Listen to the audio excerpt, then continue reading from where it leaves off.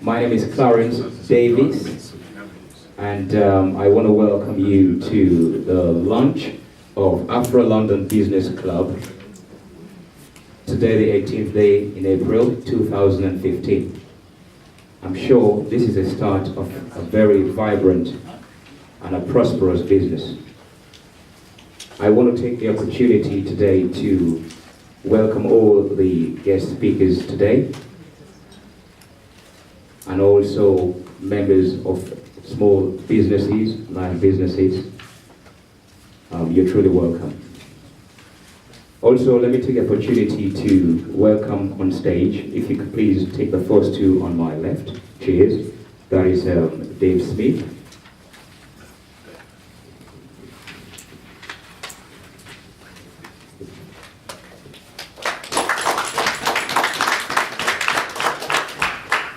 And Bonnie Okeke.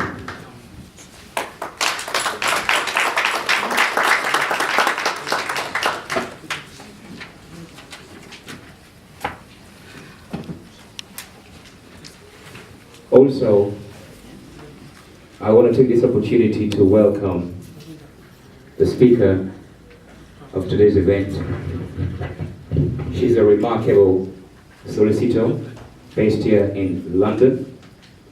And she specialized in so many different areas and fields. Immigration, for example, and family, and also business law. So please, join me and welcome Primrose Makuva.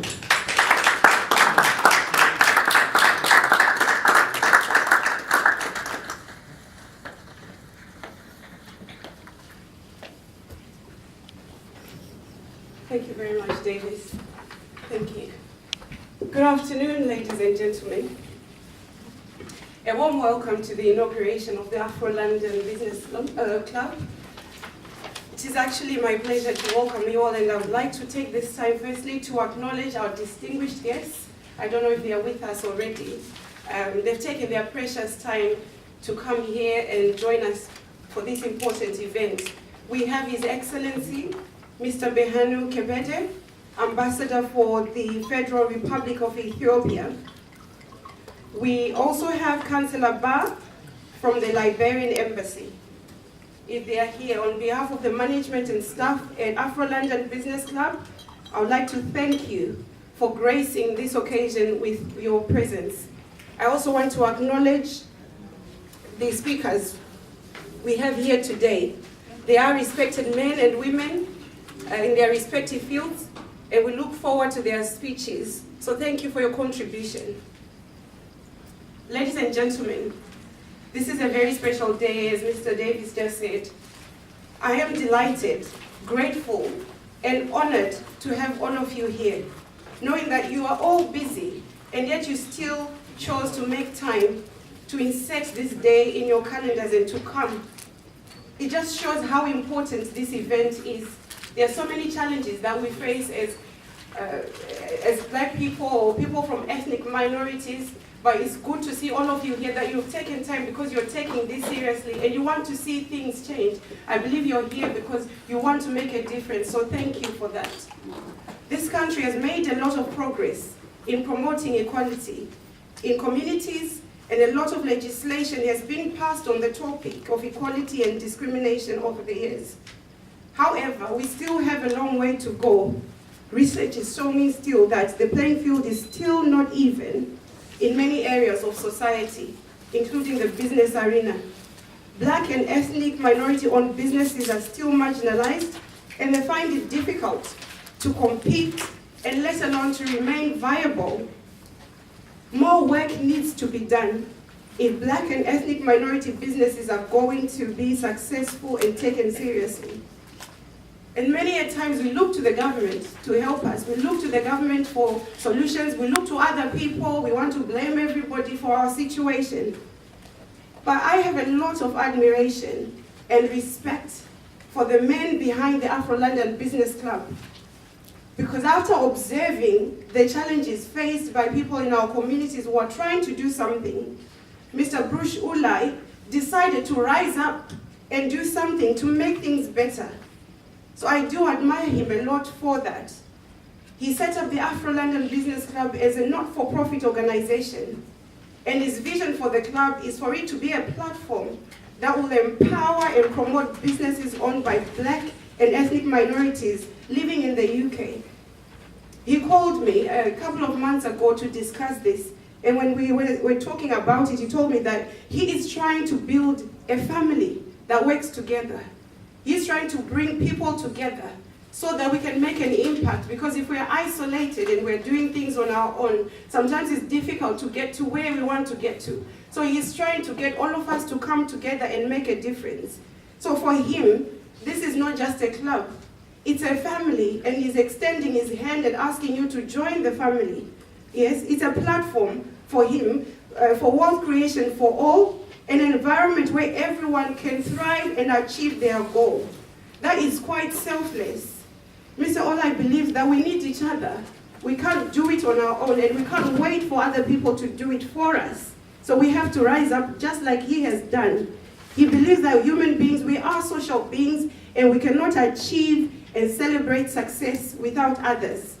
So it is his desire that we come together and take our local community to another level, so that we can all rise up and become major players in the British society that we are living in. I see this club personally as a movement that will be a game changer for Black and ethnic minority-owned businesses. But I also think that that can only happen when we all rise up and support the vision of our dear brother, Mr. Ulai. Ladies and gentlemen, let's give a round of applause to Mr. Ulai, whom I regard as an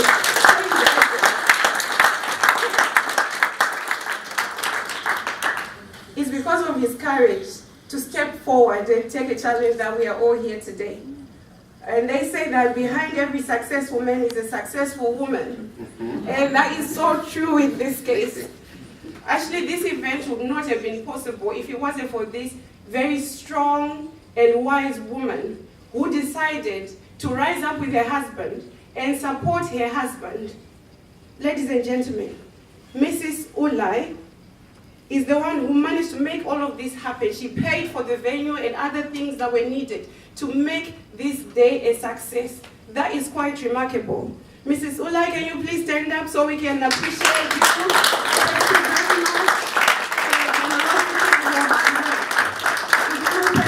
Thank you very much. Yes, we will get there, so thank you very much, and we are inspired by what you have done. You've challenged me. When I heard you did this by yourself, I thought, wow, I hope I can do that one day. Yes, so, which brings me to another issue really, which is to ask you for your support, to support our brother and what he's trying to do. The organization is a not-for-profit organization, so we require financial support. Donations of any amount are most welcome. You can also sign up to become a member and pay a subscription fee. If you want to find out more, you can speak to me or you can speak to any member of the team and find out how you can contribute. And later on we'll hear from Mr. Ulai as he will talk about the various services that will be offered by the club, or the family as he calls it. We'll help each other. There will be advocacy services. They will help as well with helping you to promote your business, to raise your profile. Legal advice will be available as well for members. So he will talk a bit more about that, but there is a range of services that will be available through this family. So I just want to say before I leave this stage, they say that nothing great will ever be achieved without great men and women. Yeah. And we are only great if we are determined to be great. It doesn't just happen because we've wished it. We have to make it happen. So we have the opportunity here to be great, to make a difference in this society that we are living in. And we have here an opportunity. A hand has been extended today by our friend Mr. Ulai to make the difference with him. I hope that we will seize this opportunity and work with him. Thank you for coming out today.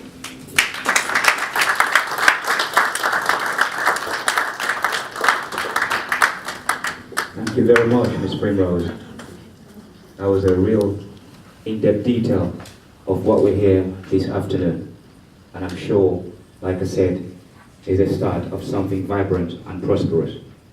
Well, we're running behind time. not so unusual for us as Africans.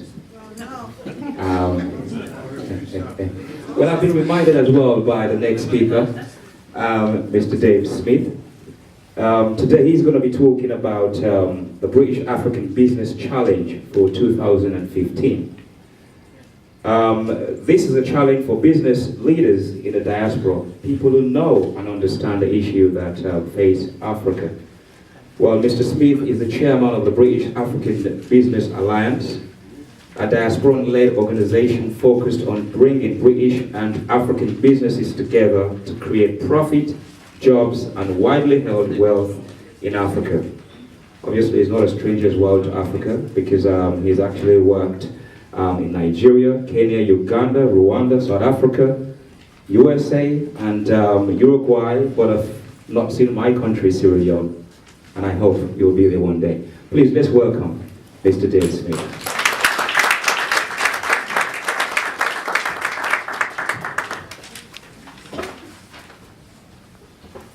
Thank you.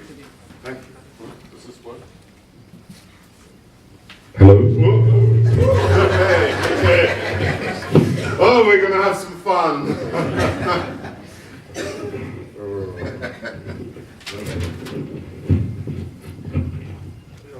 Yeah, that'll do. Good afternoon, everybody. Do we have a zapper for changing the slides? Or we have a human zapper. A human zapper. Excellent. Good afternoon, everybody. And Brush, thank you so much for giving me this opportunity to talk today. I set off.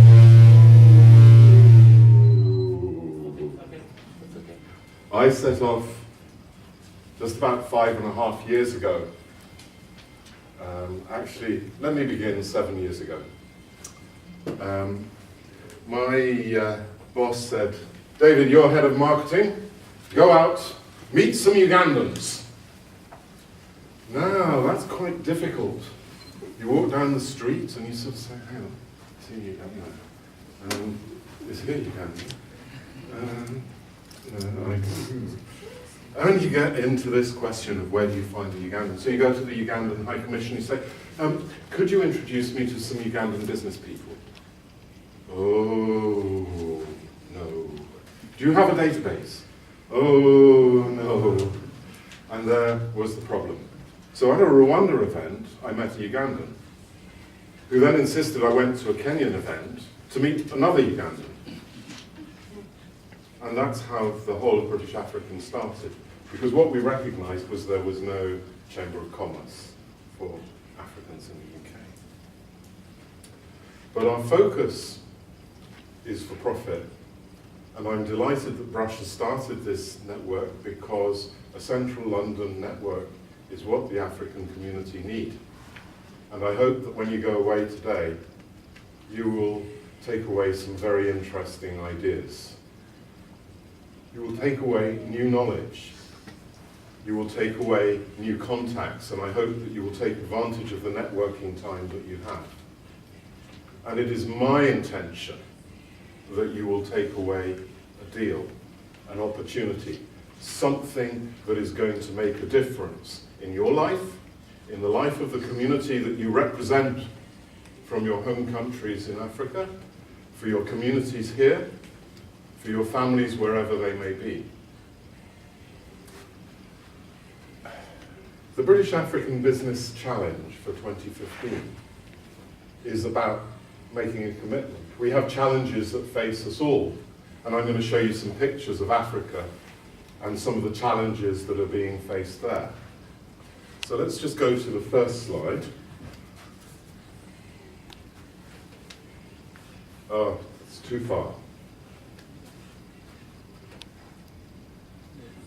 That one. No, that one. What can you do to employ 10 people in Africa this year? It's quite simple, really. You've got to set up a business or a charity.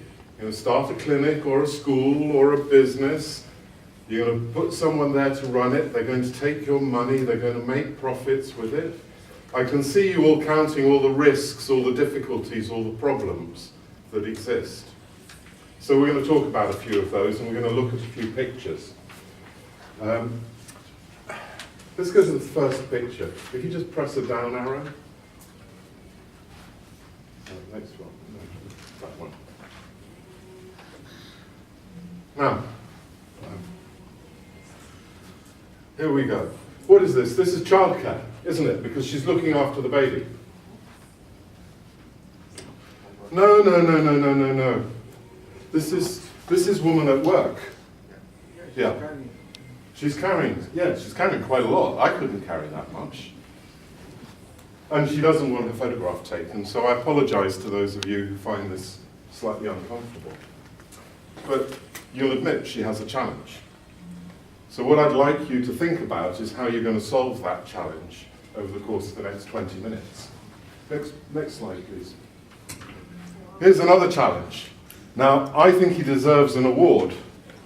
He's tied 35 pineapples to this side of the bicycle that I can count, which means he's got 70 pineapples on the bicycle. I'm a bit concerned about health and safety at work. That machete is dangerous. Someone could come along and take it and they could cut someone with it. He's got a challenge. On to the next one.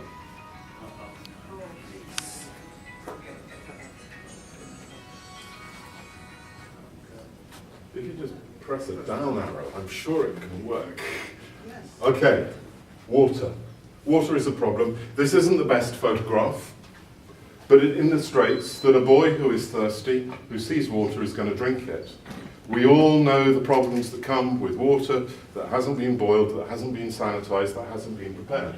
So this is a challenge. Now what I want to know is what you're going to do about this challenge today in the next 20 minutes. On to the next slide, please. Here's another picture. We've got a picture of England on the left, or Britain on the left, and a picture of Nigeria on the right.